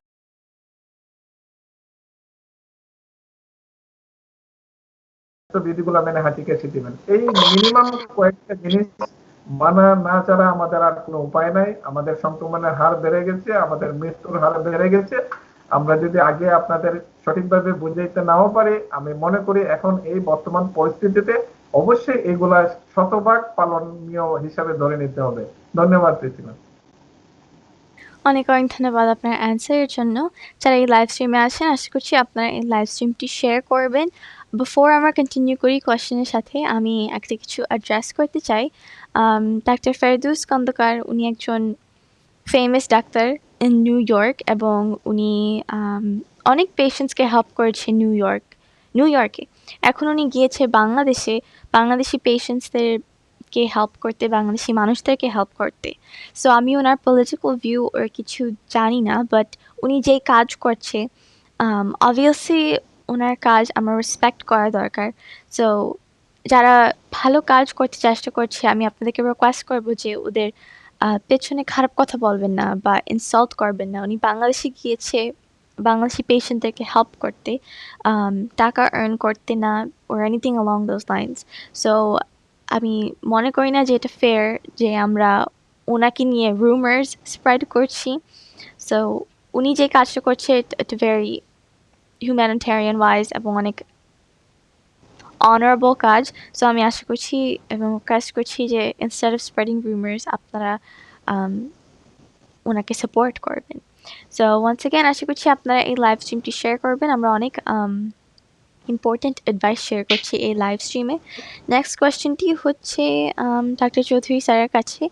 মঞ্জুরুল ইসলাম জিজ্ঞেস করেছিল, এখন যে মানুষ স্টিল স্কেয়ার্ড জানাজা দিতে, আমরা কিভাবে প্রপারলি একজনকে জানাজা দিতে পারি যাতে মানুষ সেফ ফিল করে, সেটা যদি শেয়ার করতেন। এখন জানাজার বিষয়টা এর আগেও আমরা বলছি যে আমাদের যে স্বাস্থ্য বিধিগুলো মেনে যদি থাকে দৌত করা হয় এবং জানাজাতে যদি লোকজন অ্যাটেন্ড করে, তাতে যে মৃত রোগীর চেয়ে জানাজার অংশগ্রহণকারীদের মাঝে যে ছড়াবে, শুধু সেটা বিবেচনা করা উচিত না। এমনও হইতে পারে জানাজায় যদি আমরা মাস গ্যাদারিং করি, তাদের মধ্যেও আক্রান্ত মাধ্যমে ছড়াইতে পারে, অথবা সিমটম নাই এমন লোক জানাজায় অংশগ্রহণ করলো, তাদের মাধ্যমে ছড়াইতে পারে। তাইলে আমার পরামর্শটা থাকবে যে মৃতদেহের থেকে ছড়ানো সেই ঝুঁকি না থাকলেও জানাজায় যদি ব্যাপক হারে, আমাদের দেশের কালচার জানেন যে একজন মারা গেলে হাজার হাজার লোক অংশগ্রহণ করে, সেই পর্যায়ে এখনো যায় নাই, সেটা থেকে আমাদের বিরত থাকতে হবে।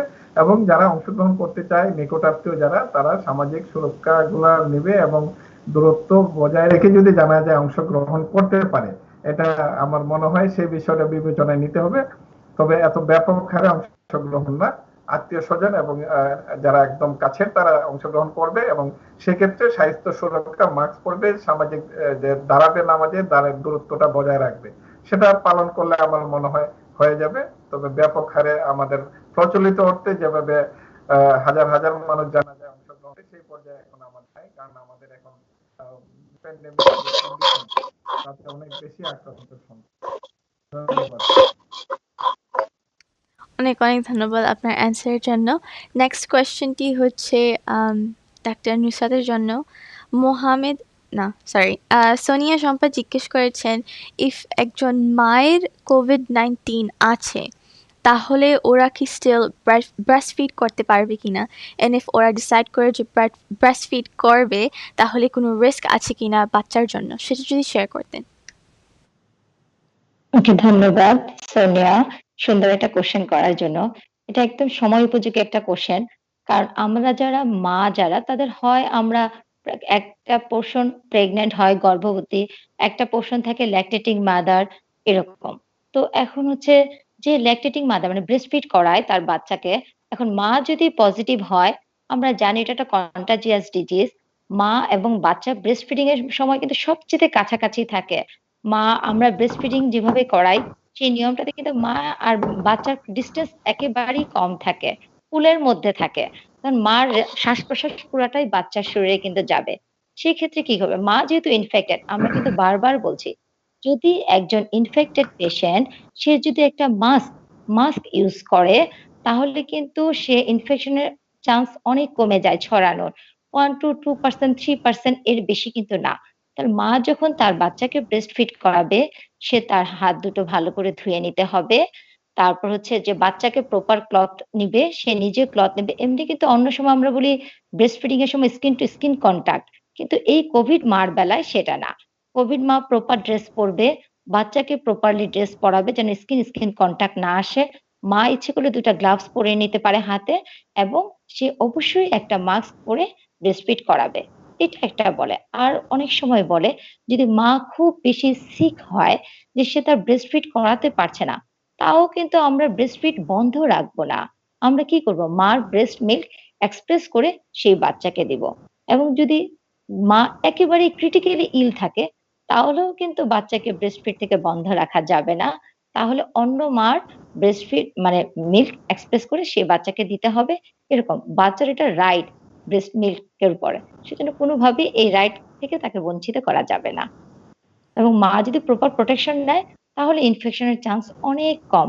আর আমরা এমনিতেও জানি যে বাচ্চাদের বডি ইমিউনিটি কিন্তু বড়দের চাইতে অনেক স্ট্রং। বাচ্চাদের কিন্তু মার কাছ থেকে ইনফেকশন যাওয়ার চান্স অনেক অনেক কম। সেক্ষেত্রে মা নিশ্চিন্ত মনে তার বাচ্চাকে ব্রেস্ট ফিড করাতে পারবে, আশা করি। অনেক অনেক ধন্যবাদ আপনার অ্যান্সারের জন্য। once again যারা এই লাইভ স্ট্রিমে আছেন, আশা করছি আপনারা এই লাইভ স্ট্রিমটি শেয়ার করবেন। নেক্সট কোয়েশ্চেনটি হচ্ছে ডাক্তার চৌধুরীর কাছে। মোহাম্মদ আজাদ জিজ্ঞেস করেছেন, toxin 100 milligrams and scabo 20 milligrams are any other medicine যেটা নিউজে দেখা হচ্ছে যে কোভিড-19 এগেনস্টে এফেক্টিভ, এই মেডিসিনগুলা কি আসলে এফেক্টিভ কিনা সেটা যদি শেয়ার করতেন। এগুলা আসলে অনেক স্মল স্কেলে ব্যক্তিগত অভিজ্ঞতা থেকে এগুলা বিভিন্ন ধরনের মিডিয়ায় চলে আসতেছে, কিন্তু এখন পর্যন্ত ব্যাপক ভিত্তিক স্টাডি আমরা যেটা বলি সায়েন্টিফিক স্টাডি করে এখন পর্যন্ত কোনো ড্রাগ কোনো অথরিটি থেকে রিকমেন্ডেশন এই ধরনের যে ড্রাগ বললেন করেন নাই। এবং ওয়ার্ল্ড হেলথ অর্গানাইজেশনও বলছে যে যে সমস্ত ড্রাগ বলা হচ্ছে বা বিভিন্ন মিডিয়ায় চলে আসছে সেগুলা যেখানে ল্যাবরেটরি বিভিন্ন ধরনের সমীক্ষা বা গবেষণায় ব্যবহার করতেছে সীমিতভাবে সেই জায়গায় অ্যালাউ করতে পারে চূড়ান্ত গবেষণার ফল না হওয়া পর্যন্ত। কিন্তু এখানে মিডিয়ার মাধ্যমে যেভাবে আমাদের কাছে জানতে চাচ্ছে বা অনেক ফার্মাসিউটিক্যালস কোম্পানি সরাসরি প্রচারে চলে যাচ্ছে সেটা ঠিক না। সে ব্যাপারে অবশ্যই ড্রাগের সাইড ইফেক্ট গুলা অনেক জটিল হয়। আমার মনে হয় যে এই ধরনের প্রবৃত্তি বা এই ধরনের চিন্তা ভাবনা থেকে আমাদের জনসাধারণ দূরে থাকতে হবে। ড্রাগ যদি কোনো ইউজ করতে হয় সেটা ডাক্তাররা হাসপাতালেই ব্যবহার করবে, সরাসরি ফার্মাসিউটিক্যালস এর পরামর্শ অনুযায়ী অ্যাডভাইস অনুযায়ী বা মিডিয়া প্রচারের মাধ্যমে কোনো ড্রাগ নেওয়া যাবে না যতক্ষণ না কোনো সায়েন্টিফিক্যালি প্রুভ হয়ে যথাযথ ব্যবস্থার মাধ্যমে একটা অর্গানাইজেশন থেকে রিকমেন্ডেশন না করে। আর এইখানে ব্যক্তিগত যে বলা হচ্ছে যে এটা দিয়ে আমি রোগী ভালো করছি, এই ধরনের কথা থেকে কোনো ড্রাগ সম্পর্কে অবশ্যই রিকমেন্ডেশন করা যাবে না। এইরকম আমি বলতে পারি যে মনে করেন আমার কাছে অনেক টেলিফোন করে এখানে শ্রমিক লেভেলের আছে এবং এক্সিকিউটিভ লেভেলের আছে, আমাকে ফোন দিচ্ছে যে আমি কোভিড আক্রান্ত, টেস্ট করছে কোভিড, তারা বাসায় থাকছে। আমি অন্তত 20 থেকে 25 জন যাদের বাসায় রেখে চিকিৎসা দিয়ে আমি ভালো করেছি এবং আমার এই পার্সোনাল ডাটায় 25 জনই সুস্থ হয়ে গেছে আলহামদুলিল্লাহ, তাদের হাসপাতাল লাগে নাই। এখন আমি যদি প্রচার দিতে থাকি যে কোভিড এর কোনো চিকিৎসার প্রয়োজন নাই, বাসাতেই ভালো হয়, বিষয়টা এইরকম। তো ব্যক্তিগত স্টাডি গুলাকে আসলে জেনারেলাইজ করা যাবে না। আমাদের মেডিকেলের যে ইথিক্স আছে, স্টাডির বিভিন্ন ধরনের প্রক্রিয়া আছে, ডিজাইন আছে, মেডিকেল সায়েন্সের মাধ্যমে যেটা প্রমাণিত হয়ে আসবে সেটার পরে আমরা ড্রাগ গুলা বলতে পারবো, এর আগে কোনো ড্রাগ বলা যাবে না। ধন্যবাদ। অনেক অনেক ধন্যবাদ আপনার অ্যান্সারের জন্য। ওয়ান্স এগেন যারা এই লাইভ স্ট্রিমে আছেন আশা করছি আপনারা এই লাইভ স্ট্রিমটি শেয়ার করবেন। নেক্সট কোয়েশ্চেনটি হচ্ছে ডাক্তার নুসরাতের কাছে। আম এস.কে. জনি জিজ্ঞেস করেছেন, ভিলেজে কেউ যদি করোনা ভাইরাসে আক্রান্ত হয় তাহলে ওরা ভয় পায় কাউকে বলতে, বিকজ মেবি ওয়ান্স এগেন আমরা প্রিভিয়াসলি বলেছিলাম যে মেবি ওদের নেইবার্সরা ওদের হাউস ভেঙে ফেলবে বা ইনসাল্ট করবে। সো এই বিষয় নিয়ে ওদের কি করা দরকার? ওদের কি সোজা ডাক্তারের কাছে যাওয়া দরকার নাকি কোয়ারেন্টিনে আইসোলেশনে থাকা দরকার? সেটা যদি শেয়ার করতেন। আচ্ছা, করোনা ভাইরাস পজিটিভ হলে সবার কিন্তু হেলথ ট্রিটমেন্ট লাগবে না। করোনা ভাইরাসের একটা বিশাল করোনা ভাইরাস তো পজিটিভ যদি হয়, আমি এর আগেও বলেছি যে 20% এসিম্পটোমেটিক থাকে, কিন্তু তার হয়তো সে করোনা ভাইরাস পজিটিভ। আর হচ্ছে 60% এর মাইল্ড সিম্পটম থাকে। এখন যদি সে কাউকে না বলে তার সে করোনা ভাইরাস পজিটিভ, অবশ্যই বলতে হবে। কারণ এইটা ভয় করলে এখন আর হবে না যে আমার বাড়িঘর আঘাত করবে বা আদার কিছু বা আমাকে হেট করবে বা আমাকে আইসোলেটেড করে রাখবে, আমাকে সামাজিকভাবে হেয় করবে, না। তাহলে ঠিক যেটা বাংলাদেশেও হয়েছে। এই যে ট্রিটমেন্টের জন্য তারা তাদের ইতিহাসটা, হিস্ট্রিটা হাইড করে দেখা গেছে অনেক স্প্রেড করে ফেলছে। তো এইটা করা যাবে না। তো আমরা কি করব যে আমরা অবশ্যই যদি আমার করোনা ভাইরাস পজিটিভ হয়, আমার ফ্যামিলি মেম্বার, আমার আশপাশ সবাইকে আমাকে বলতে হবে যে হ্যাঁ, আমি করোনা পজিটিভ। এবং যদি আমার কোনো সাইন সিম্পটম না থাকে বা মাইল্ড সিম্পটম থাকে তাহলে আমি নিজে, নিজে বাসায় আইসোলেশন থাকবো। দেন পরে তো সেটা একটা নির্দিষ্ট সময় 14 ডেজ পরে বা 10 ডেজ পরে কিন্তু ইনফেকশনটা অনেক কমে যায়। দেন তখন কিন্তু আমি সোশ্যাল ডিসট্যান্স বা আমাদের যে শিষ্টাচারগুলো সেগুলো মেনে আমরা আম কাজ করতে পারবো। কিন্তু আমাদের আপনার কি তখন কোনো হুম, এসি বা ফ্যান চলছে এখন? হুম, না, আম ফ্যান চলছে না, এসি চলছে। ও, অনেক লাউড সাউন্ড আসছে।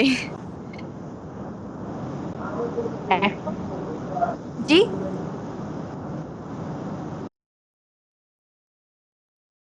Okay.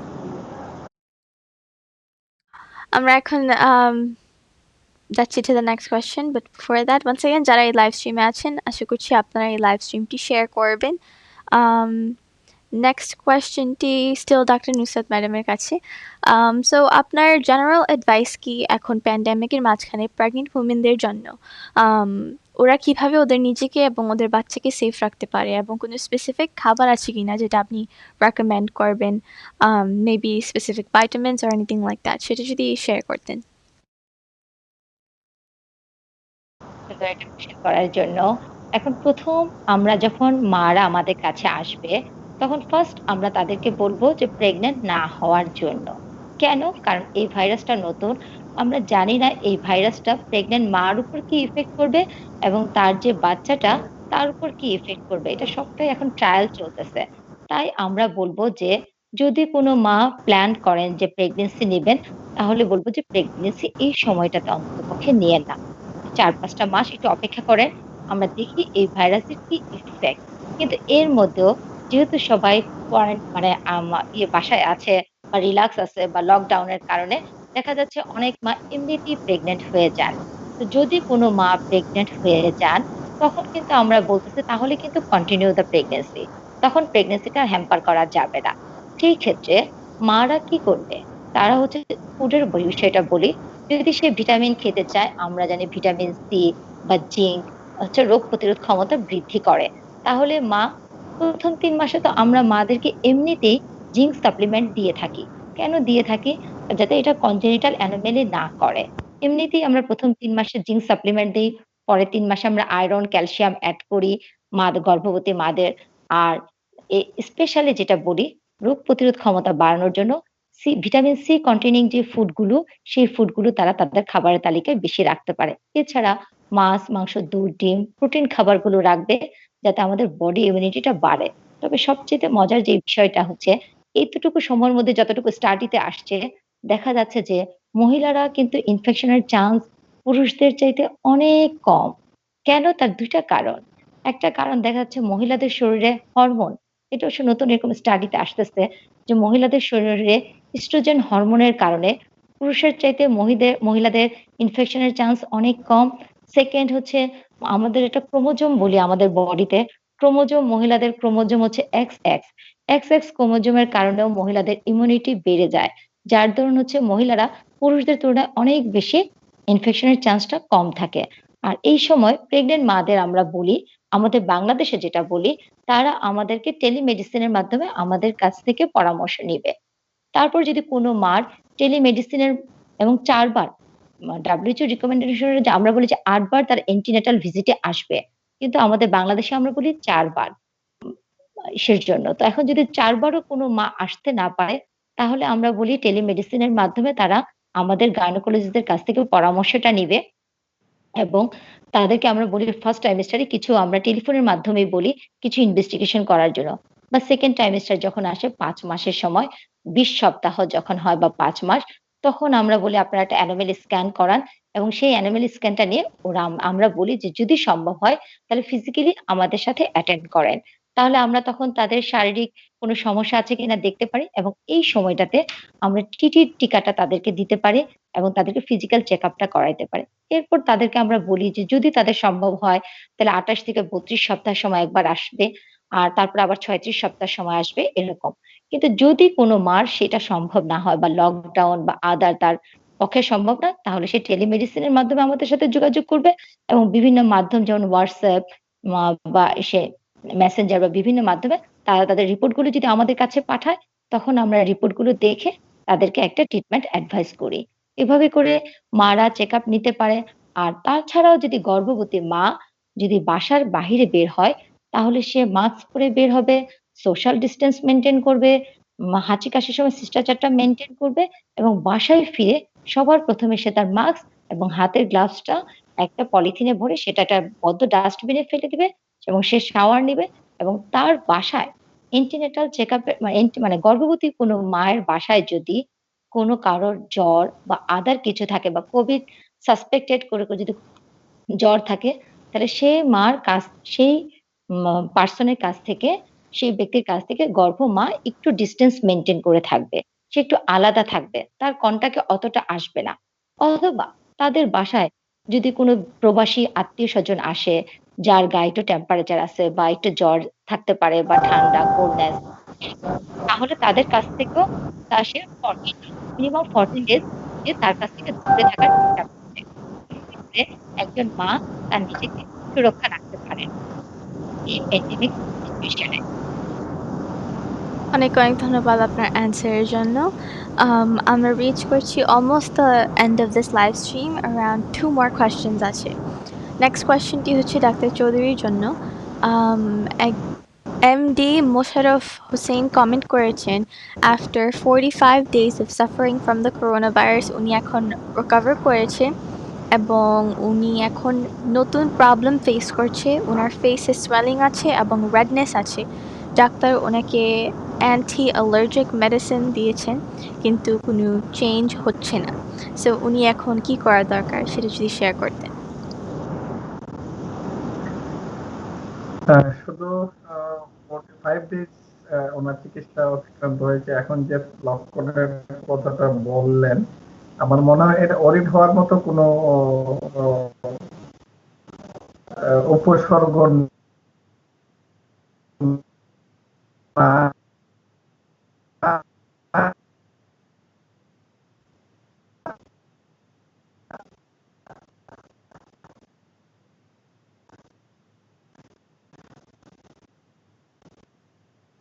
উনি অপেক্ষা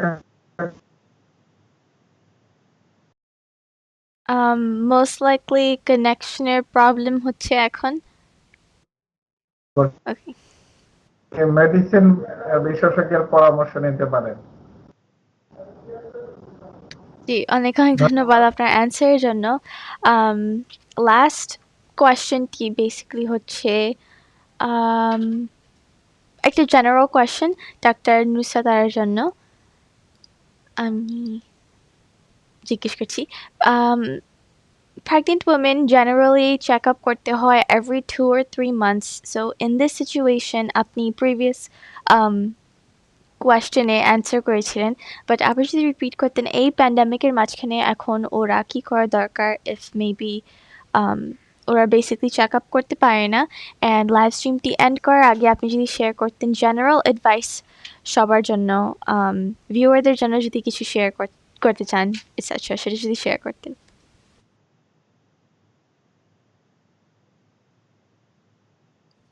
আপনার মাইক মে বি মিউটেড এখন।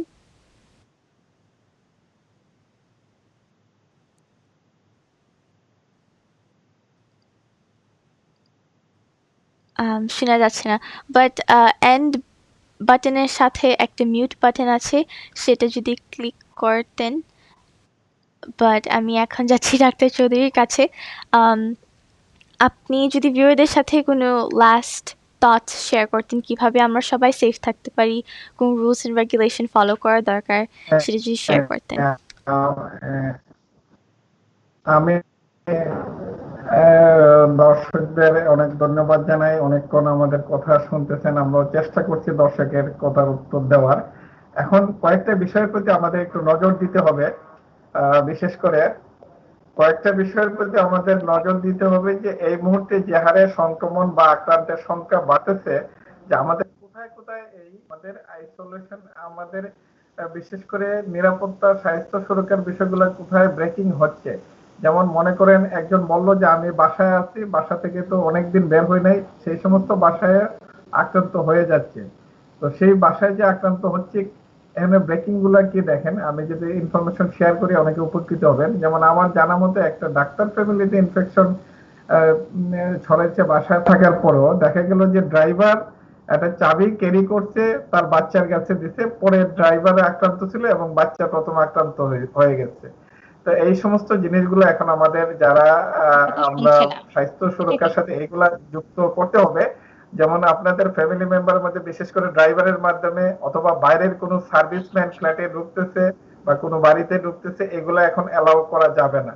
বিশেষ করে বাজারে যে জিনিসপত্র আছে, ক্যারিং সব ব্যাগ ট্যাগ আছে, এগুলা স্বাস্থ্য বিধি রেখে জীবাণুমুক্ত করে এগুলা ব্যবহার করতে হবে। এখন অধিকাংশ সময়ে দেখা যাচ্ছে এই সমস্ত আননোন সোর্সের মাধ্যমে বাসার মধ্যে, যে আমি বাসায় থাকলাম কিন্তু আক্রান্ত হয়ে যাচ্ছি, কিন্তু এই যারা এই বাসায় থেকেও আক্রান্ত হচ্ছে এদের ক্ষেত্রে এই জিনিসগুলা পালন করতে হবে।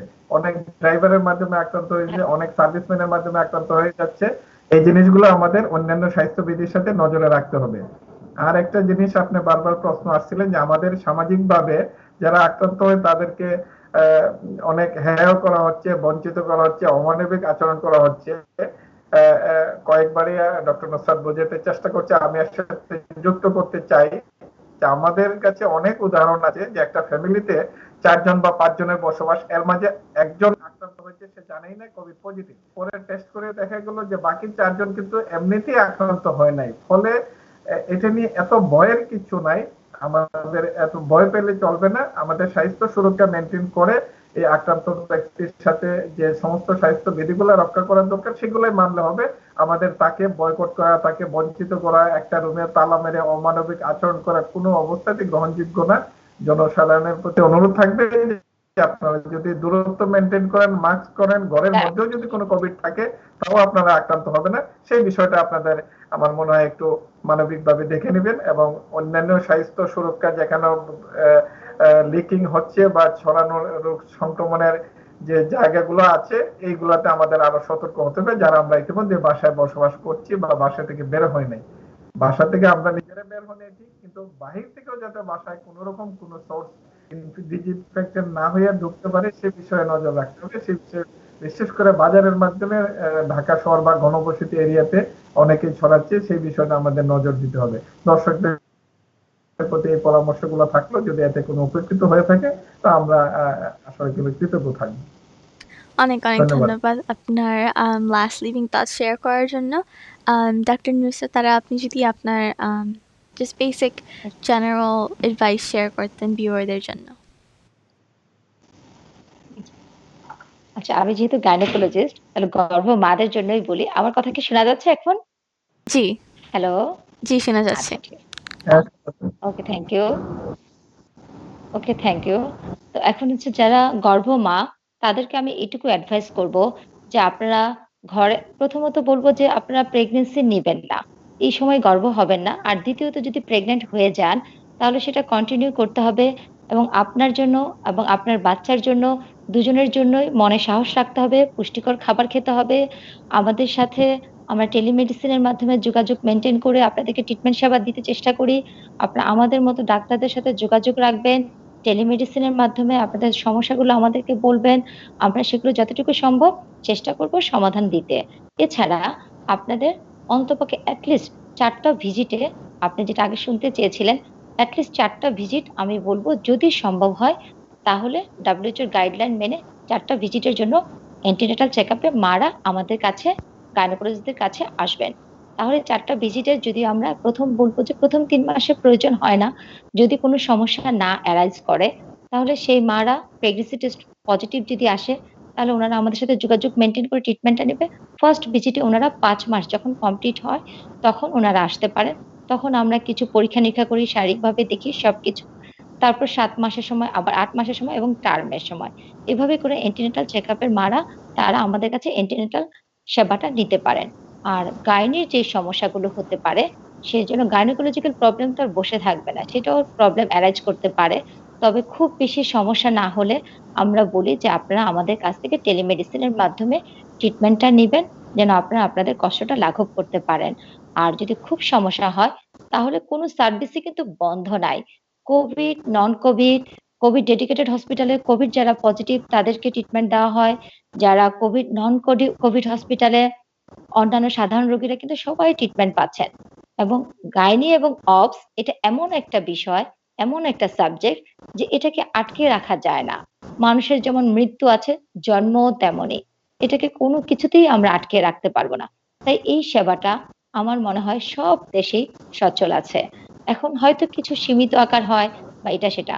কিন্তু আমি বলব যে আপনারা আপনাদের যখনই প্রবলেম হয়, আপনারা আপনাদের আশপাশের যেকোনো সেন্টারে দেখবেন টেলিমেডিসিনের নাম্বার বিভিন্ন জায়গায় দেওয়া থাকে।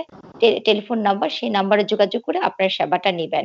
আর তারপর সবার জন্য যেটা কথা, সবাই আমরা যেটা মানব কি খুব ২-১ টা জিনিস আমরা দেশে বা বিদেশি, প্রবাসী সবার জন্যই বলছি, আমরা বাহিরে বের হলে অবশ্যই আমরা মাস্ক পরবো, পারলে আমরা হাতে গ্লাভস পরবো, সোশ্যাল ডিসট্যান্সটা আমরা মেইনটেইন করব, নরমাল যে শিষ্টাচারগুলো সেগুলো আমরা মেইনটেইন করব এবং আমরা যখন আমাদের ঘরে ফিরে আসব, তখন সবার আগে আমরা আমাদের মাস্ক, গ্লাভস সরাবো, শাওয়ার নেব, আমাদের যে কাপড়-চোপড়গুলো সেগুলো ক্লিন করে ফেলবো।